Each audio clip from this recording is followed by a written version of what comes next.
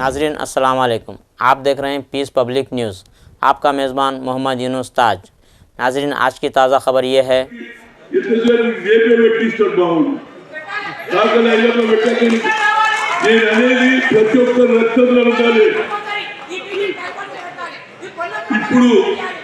సమాజంలో మార్పు వచ్చింది.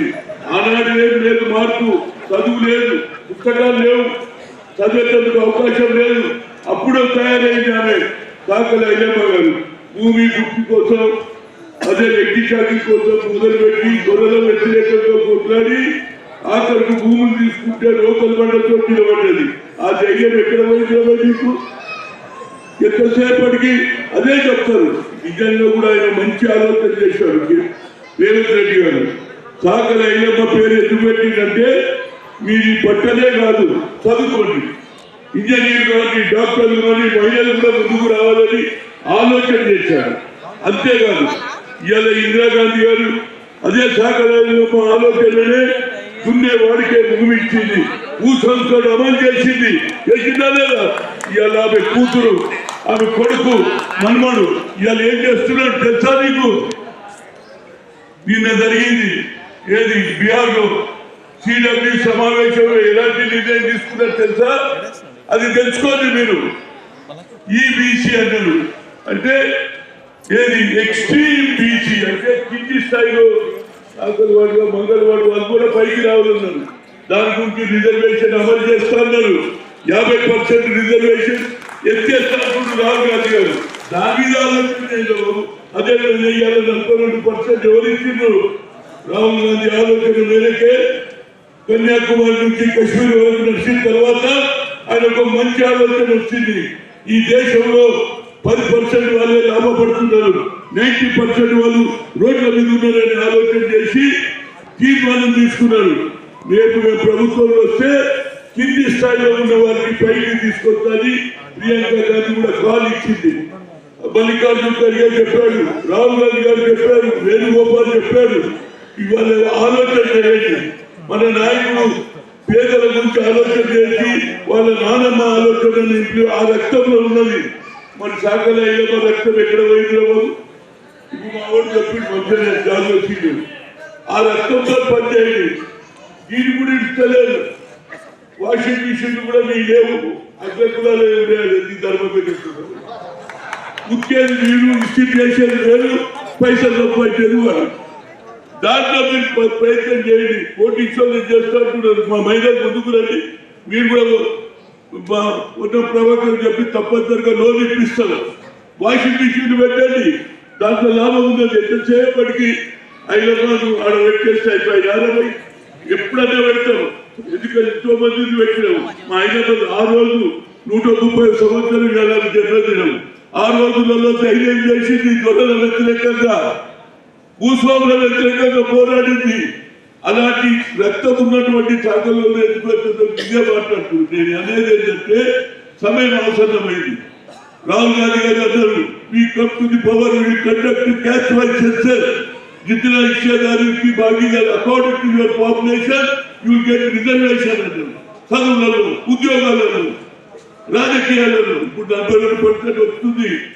ఇది నిలబడి ఊరు ఏ ఊళ్ళో పోతుంది యునైటెడ్ గా పనిచేయండి. వీళ్ళ దాంట్లో కూడా నిర్వహిస్తారు. కాకలలో మంగళూరు తయారు చేస్తారు, మంగళూరు ఉంటే ఇంకో తయారు చేస్తారు. మీరందరూ యునైటెడ్ గా ఉంటే రాజకీయాలు సాధేయాలి. ఆమె ధైర్యాన్ని పెంచుకోవాలి. దొరల వ్యతిరేకంగా ఆడపడుచు రోగపడ్డతో పిచ్చిదండి కనుక ఆ ధైర్యం మీ రక్తం ఎక్కడ వాళ్ళు మా గాల్లో చెప్పిన కరెక్ట్ అడిగే పని వద్దు. మనం తప్పనిసరిగా పనిచేయాలి. అడిగి అనుకుంటున్నాడు, అడగాలి, ఎందుకు అని అడగాలి. అదేవిధంగా ఇప్పుడు చైర్మన్ ఉండేది తప్పనిసరిగా రికమెండ్ చేయాలి. ఏది రజ కులం కూడా ఒక చైర్మన్ ఇవ్వాలి. అంటే ఇప్పుడు ఎట్లా అయిందంటే ఎవరి కులం దాన్ని కలిగించేస్తుంది. అబ్బాయి ఇదే చెప్పండి, ఇట్లే ఉంటుంది. వాడు కూడా చైర్మన్ ఈ స్త్రీ కనుక మంచి మంచి చైర్మన్ ఇవ్వని నేను కోరుతున్నాను. ఎందుకంటే మీరు 10 మందికి సాయం చేయాలని చెప్తూ నేను ఎక్కువ చెప్పకుండా ఇప్పటికే చాలా కాలం క్రితమైంది, చాలా మంది మాట్లాడిను. అంతే ఎప్పుడు పోరాడి ఆ రోజులలో చాలా మందికి చాలా చెప్తుంది. ఇప్పుడు మనోడు ఎవరు ముఖ్యమంత్రికి రైట్ అయ్యిండు సాయం తీసుకోవడానికి కొడుకు సెలవు తీసుకుంటు. Thank you. పెద్దలు సీనియర్ సామాజికంగా చాకలి ఐలమ్మ గారు ఒక ఉద్యమ పోరాట స్ఫూర్తి. తన కుర్చీ కోసమో తన జీవితాన్ని నడుపుకోవడం కోసమో పోరాడినటువంటి ఆమె కాదు.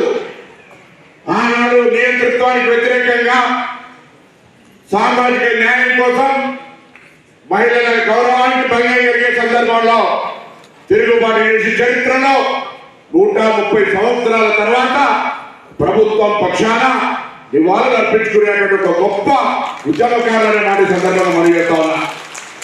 నిజంలో మిత్రుడు అన్యాయాన్ని కూడా మాట్లాడినప్పుడు నాకు చాలా సంతోషం అనిపించింది. ఆయన గురించి కాదని లేదు. ఇలా చాలా మంది ఒక్కరు మాట్లాడుతూ ఉన్నారు. అన్నింటికీ మూడు నేను ఒక మాట చెప్తాను. నేను ఇక్కడ ముందు మాట్లాడగలుగుతున్నాడు. విద్యార్థి సంఘ రాజకీయాల నుంచి అత్యాచార ఎదుగు 30 సంవత్సరాలు మా అన్న అధ్యక్షుడు అప్పుడు చూస్తాను. ఇలా ఇక్కడికి వచ్చినటువంటి అందరినీ కొడతా ఉన్నా, వేదిక మీద పెద్దల్ని సంఘాల నాయకులను కొడతా ఉన్నా. అన్నిటికంటే ముఖ్యమైన విద్యను ఎవరు దొంగిలించలేనటువంటి దాని మీరు ముందు పొందడానికి ప్రయత్నం చేయండి. కులవృత్తి ఏకంగా గీతా కార్మికుడిగా రాజకుడిగా మీరు అడిగిన చదివే వచ్చి ఇంత మంచి అంటే అందరికంటే మంచిగా మాట్లాడి మన అందరినీ ఉత్సాహంతులు చేసిన మా అన్న పెద్దన్న హనుమంతరావు అన్న గారికి, అదేవిధంగా మా ఎంపీ అనిల్ కుమార్ గారికి, శ్రీకాంత్ గారికి, అఖిలేష్ శ్రీనివాస్ గారికి, బసవ సారన్న గారికి, నిరంజన్ గారికి, జాదుల శ్రీరన్న గారికి, మా బాపు రాజన్న గారికి, అందరికీ వేదిక మీద ఉన్న వివిధ సంఘాల పెద్దలందరికీ, మరి ఈ కార్యక్రమాన్ని చక్కగా నిర్వహిస్తున్న ఆర్గనైజేషన్ ప్రత్యేకంగా చెప్తా ఉన్నా. ఒక తొలి అడుగు పడ్డది ఈరోజు రజకుల జీవితాల్లో, ఒక తొలి అడుగు ఈరోజు. మరి ఈ కార్యక్రమాన్ని వివిధ గ్రామాల నుంచి భారీ వర్షం కురిసినప్పటికీ ఈ యొక్క 130 జయంతి ఉత్సవాలను విజయవంతం చేయాలని వచ్చేసినటువంటి ఒక రజక బంధువులందరికీ ధన్యవాదాలు, శుభాకాంక్షలు తెలియజేస్తాం. కృషి చేసిన సందర్భంగా మీకు మళ్ళొక్కసారి కృతజ్ఞతలు తెలియజేస్తున్నా, అభినందనలు కూడా తెలియజేస్తున్నా. మనకు ఇప్పుడు రాష్ట్రంలో మీరు ఒక పెద్ద సైన్యం. నిజానికి రథి గెలవాలి అంటే సారథి సరిగ్గా ఉండాలి. అర్జునుడు గెలిచాడు అంటే కృష్ణుడు సారథిగా ఉంటేనే సాధ్యమైంది. కాబట్టి మీరు ప్రభుత్వ కార్యక్రమాలను ఏ విధంగా ప్రజల్లోకి తీసుకువెళ్తారన్న దాని మీదనే ప్రభుత్వ విజయం ఆధారపడి ఉంటుంది.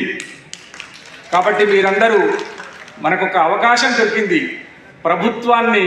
ప్రభుత్వంలో ఉండేటటువంటి ఆశయాల్ని ముందుకు వెంకటేష్ గారు సారీ ఈ నోటీసులు నీకే తమ్ముడు.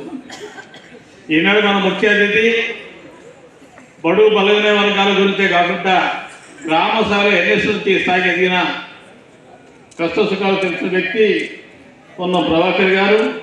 ఇప్పుడే మీ ముందు మాట్లాడిన మా అన్నగారు.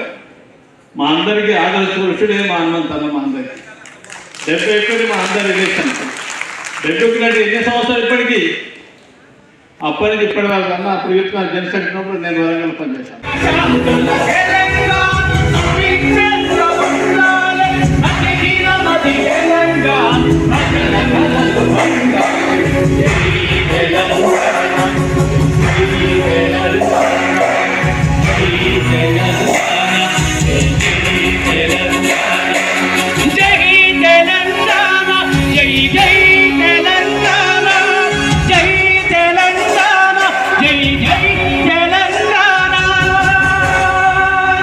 జై తెలంగాణ, జై సావు.